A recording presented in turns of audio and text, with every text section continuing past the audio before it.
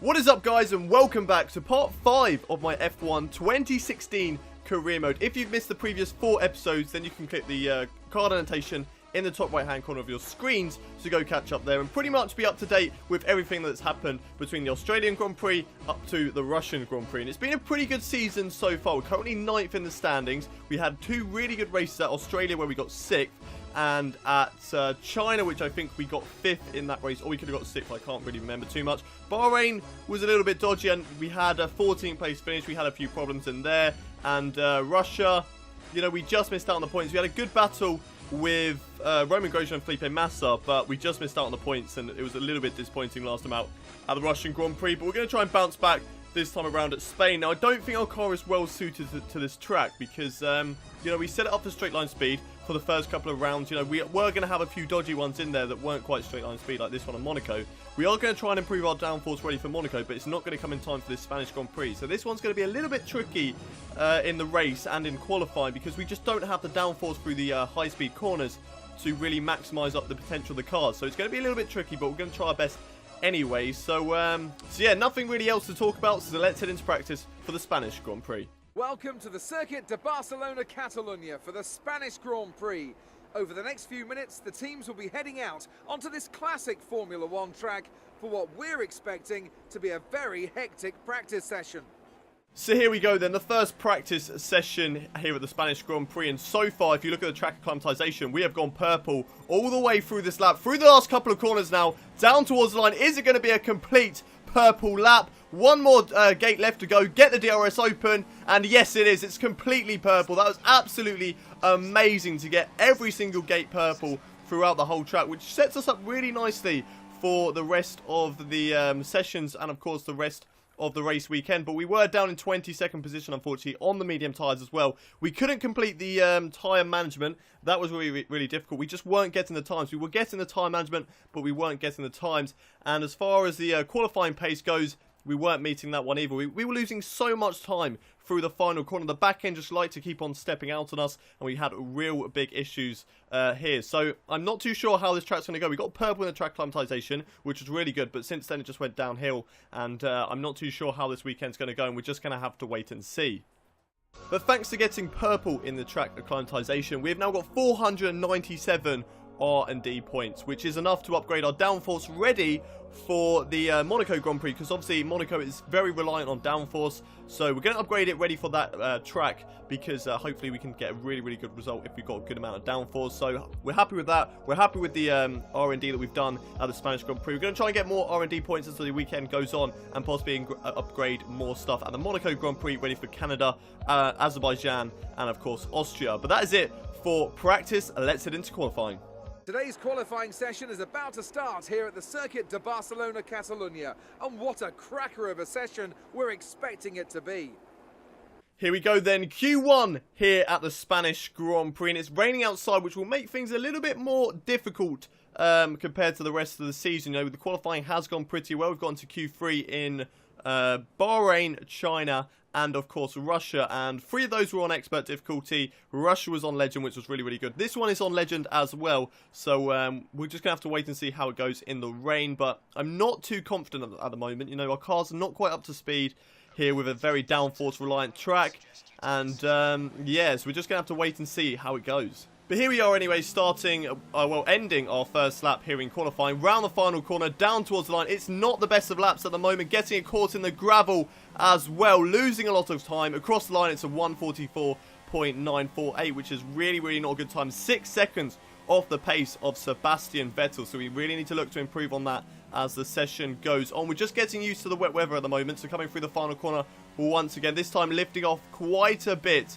as we go through the final corner, just to make sure that we don't dip it into the gravel. We're 2 seconds up already on our previous best time. We're 3 seconds off the pace of Sebastian Vettel, and it's a 1:42.3, but it's still not good enough to beat Marcus Ericsson. At the moment, we are right at the back of the field, so we come round the final corner once again for the 3rd lap here in qualifying. Is this lap time going to be improvement? It looks like it is so far by about 6/10 of a second across the line. It's enough to beat Marcus Ericsson this time. We are still behind our teammate of Jolyon Palmer, so we'll be looking to get past him in the next couple of laps in this qualifying session. Hopefully we'll try and get out of Q1 as well. But around the final corner to end our final lap here in Q1. This needs to be good enough. So far, it's only good enough for 2 tenths up. We lose the back end through the final corner, and it's only a 10th up, and it's only good enough for 10th position, and surely that means we are out of Q1, which is really, really disappointing after the back of some really good results in qualifying for the previous Grand Prix. So down in 21st position, not the best of starting positions in the race, but we're trying to make, not the best starting positions in qualifying, sorry, but we're trying to make that up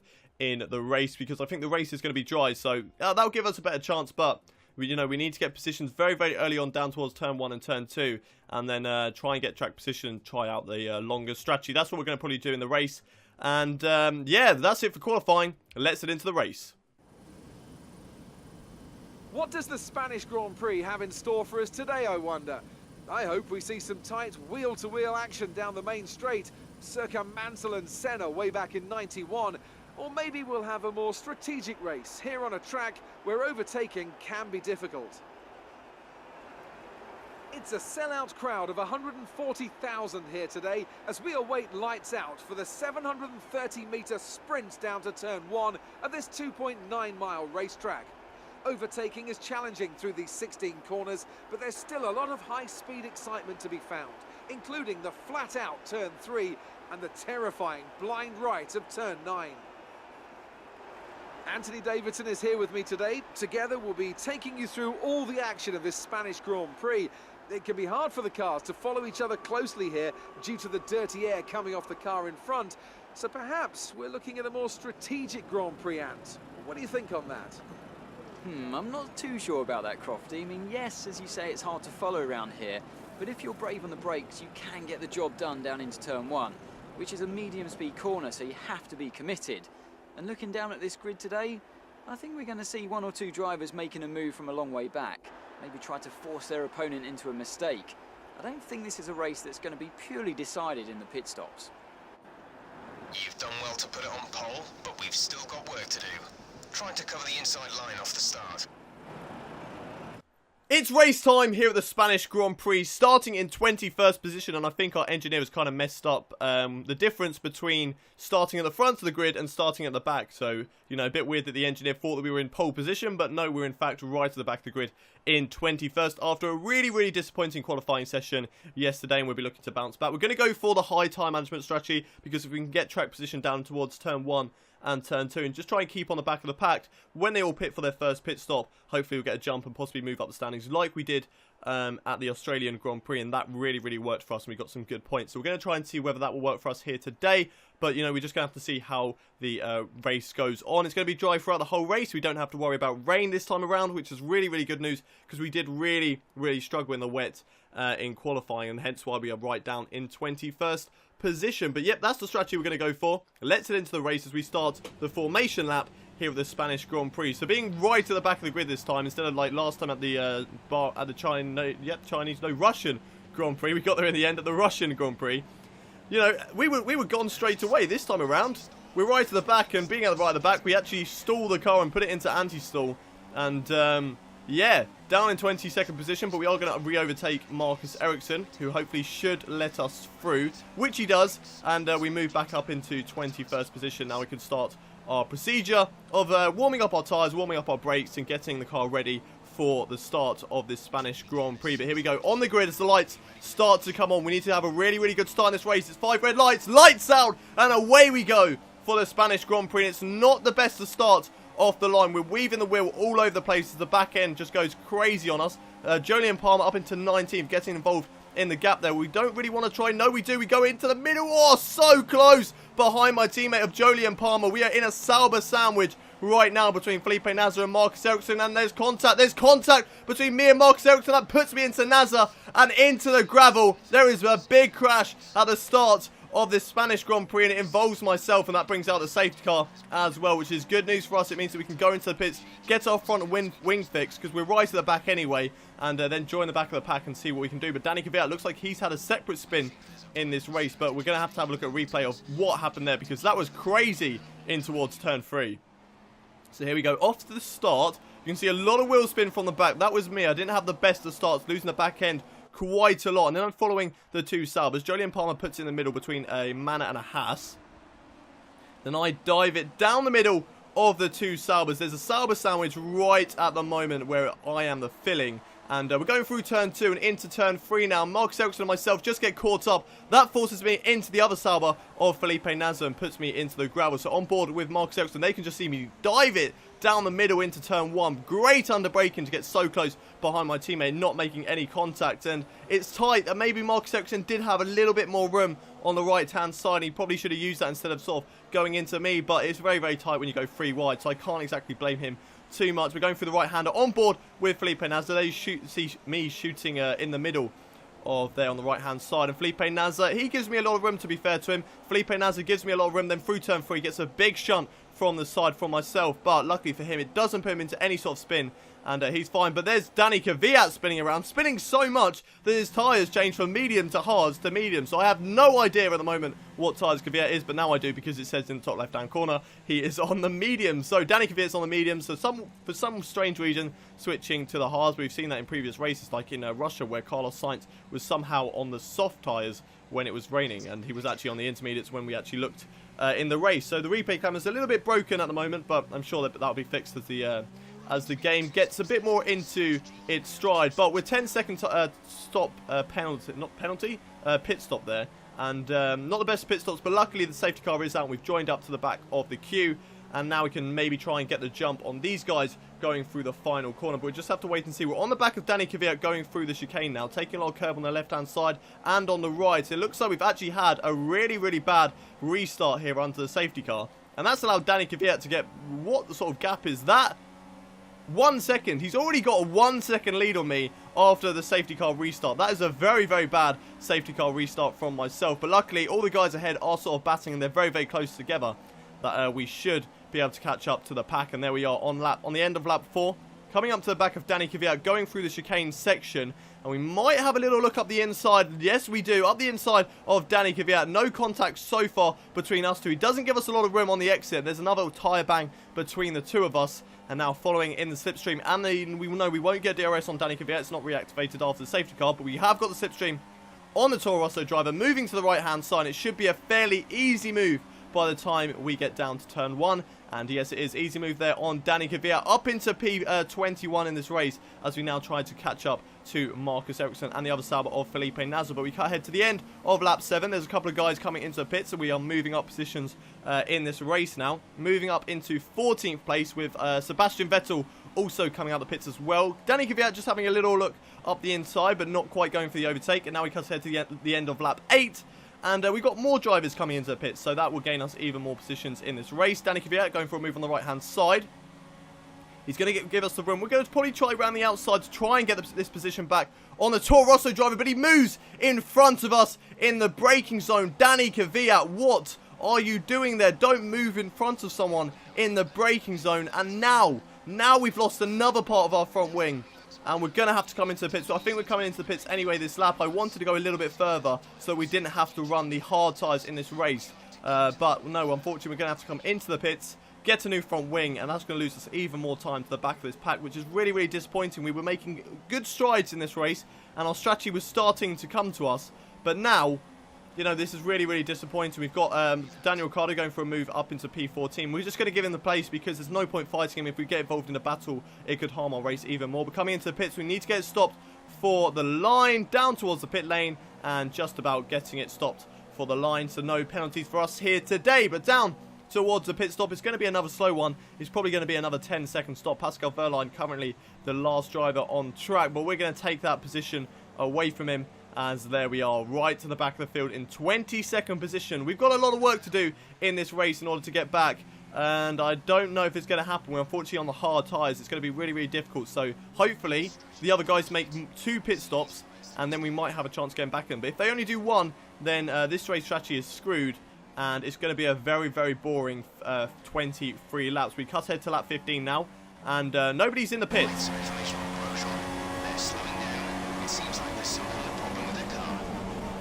But we do have some good news. Romain Grosjean has a problem with his car. He is slowing down. He is ahead of Danny Kvyat at the moment. So if he can slow down Danny Kvyat as well, then we can catch on to maybe the back of those guys and possibly move up into P20. I know P20 isn't an amazing spot, but we need to just start getting positions in this race and then hope that something else happens later on as the race goes on. But, you know, we're not doing too bad. What am I on about? We're not doing too badly. We're doing terribly in this race, down in 22nd position. We are catching up to Roman Grosjean right now, which is pretty good, so maybe we can get 21st in this race. Right, so information on Grosjean. They're speeding up again, so I expect they fix whatever the problem was. Just as we're catching up to Roman Grosjean, he goes and gets his car fixed. Wow. That is fantastic news. We've got even more bad news in this race. Roman Grosjean's car is fixed, and I'm sure he is going to now drive off into the distance. This has been a terrible race here at the Spanish Grand Prix. Absolutely terrible. We're so slow, and now, there we go, getting lapped for the first time in this 2016 career mode. That's really, really disappointing. We're going to let the leader of Kimi Räikkönen through as soon as possible. There's no point holding him up and trying to push for our own race because Marcus Ericsson is so far up the road right now. So we pull over to the left-hand side. There goes Kimi Räikkönen on the right, and he's up into the lead of the race, so far out in front of the other guys. Really, really good for Kimi Räikkönen in this race, but yeah, just disappointing. And here we go, coming through the last couple of corners. We've got a leader of Max Verstappen, I think it is, going for the overtake up the inside. We're just going to give him the room, even though it is the last lap, but it's been a terrible, terrible race. I really just regret going onto those hard tyres because they just had no pace in them. For the first sort of 10 laps, I was sort of sliding all over the place, so it's really, really disappointing on these tyres. But yeah, 22nd position, really, really disappointing, but we'll get the next one. Bad luck. It just wasn't our day today. So, here they come now, out onto the podium. Wherever you go, anywhere in the world, the prancing horse flags are dominant in the grandstands, and they're out in force again today. It's Ferrari on the top step once more. A really, really terrible and embarrassing race for myself there today at the Spanish Grand Prix. You know, we went on those hard tyres. It was a bad decision. We just wanted to try and go to the end and maybe try and get them on strategy. We probably should have gone on the soft tyres, pushed it as much as possible, gone on the soft once again, and seen what we could have done this race, but really, really disappointing. Kimi Räikkönen, though, he wins the race with Nico Rosberg finishing in 2nd, Sebastian Vettel 3rd, Lewis Hamilton 4th, Max Verstappen in 5th, Sergio Perez in 6th, Fernando Alonso finished the race in 7th with Nico Hülkenberg 8th, Daniel Ricciardo carrying on his disappointing season, down in 9th position, and Esteban Gutierrez gets the final point in this race. And there we are, down in 22nd position. Jolyon Palmer could only manage 15th place. But like I said, we didn't have the downforce on the car, and hopefully with the extra upgrade coming at the Monaco Grand Prix, we can try and improve that. But yeah, disappointing to be down in 22nd position, and this is going to affect us big time in the drivers' standings. Although, we have only moved down 1 position in the driver's standings, which isn't actually too bad. So we're on 18 points still, because obviously, you know, we didn't score any points. We've lost out to Sergio Perez, who is now 3 points ahead of us, same as Daniel Ricciardo, who didn't score that many points here today either. Felipe Massa, our rival, is still 6 points ahead of us, so he did not have the best race. I think he finished down in 16th place in today's race. Danny Kvyat didn't catch up either. So in terms of the guys around us, they didn't score points, so we could still, you know, gain positions next time out at the Monaco Grand Prix, and we're going to try and do that anyway. But let's have a look and see how this affects us in the constructors standings. And in the constructors standings, we have moved down a position into 7th. Sahara Force India have gone above us. They're now on 27 points after Sergio Perez getting a points finish. I don't think Nico Hülkenberg got on the points today, but Sergio Perez does get a points finish, so that puts them above us in the standings. And yeah, we're sort of where we should be, though. You know, we are in a sort of battle with Haas, McLaren, Honda, and of course Sahara Force India as well, so hopefully we can get those back. Toro Rosso, I was hoping to be in a battle with those, but they're on 41 points, just behind the Red Bulls. So they're having a fantastic season. Williams having a disappointing season, but, you know, I don't think we will be battling with them as of yet, but as the season goes on, we just have to wait and see for that. But that is it for today's Spanish Grand Prix. Let's head back to the menus. Looking at the update on the rivalry, it's not going to be good after that really, really disappointing race here today. So there's Felipe Massa just going up ahead of us. We are getting a few for the penalty free, but in terms of fastest lap and all of that, it's now 20 to 14. So we are losing the rivalry, but as we head into the Monaco Grand Prix, it's a track that I absolutely love. So hopefully we can come back at Felipe Massa. So, you know, we're just going to have to wait and see for that. Looking at the driver position as well. So we failed the 14th and higher. We failed the teammate, but we are doing well in the Drivers' Championship one, so that should put us back up to 7, which is just on the verge of overachieving for the team, which we are kind of doing anyway, because we are in a good position in the Drivers' standings. But just having a look at the laptop before we end this episode. So, you know, we're doing pretty well in the standings at the moment. We are 10th in the standings on 18 points as the season goes on. Up next for us is, of course, the Monaco Grand Prix. And as I've said before, Monaco is a track that I've absolutely loved. You know, I tend to do well there. I'm hoping not to jinx myself by saying this, but I do tend to go well at the Monaco Grand Prix. And hopefully with the upgrades that are coming with the extra downforce, we should improve the car and it should feel good at that circuit. But yeah, if you watch me from career modes from the past, then you will know that Monaco is a track that I do tend to do well at. And yeah, so hopefully it does happen for us. We can get back up into the points and possibly move up in the standings as well. Not too sure how many points we'd get. If I can get maybe 9th or 8th in that Monaco Grand Prix, it will be a fantastic result for us as a team. But yeah, if you've enjoyed this video, don't forget to smash that like button. Also, subscribe if you are new around here. We're going to have so much Formula 1 content across this whole entire week. We're going to have career mode every single day, and we're also going to have the Monaco Grand Prix later today. So we're going to bring this out 2 career mode episodes in one day. Monaco Grand Prix will come out later, maybe around 7 or 8 o'clock. Depending on what time this one goes up. But yes, so we're going to have 2 career mode episodes in a day, so don't forget to hit that subscribe button if you want to see that, and if you do, then you never have to miss an episode from me. But that is it for this Spanish Grand Prix. I will see you next time at the Monaco Grand Prix, but until then, it's goodbye from me.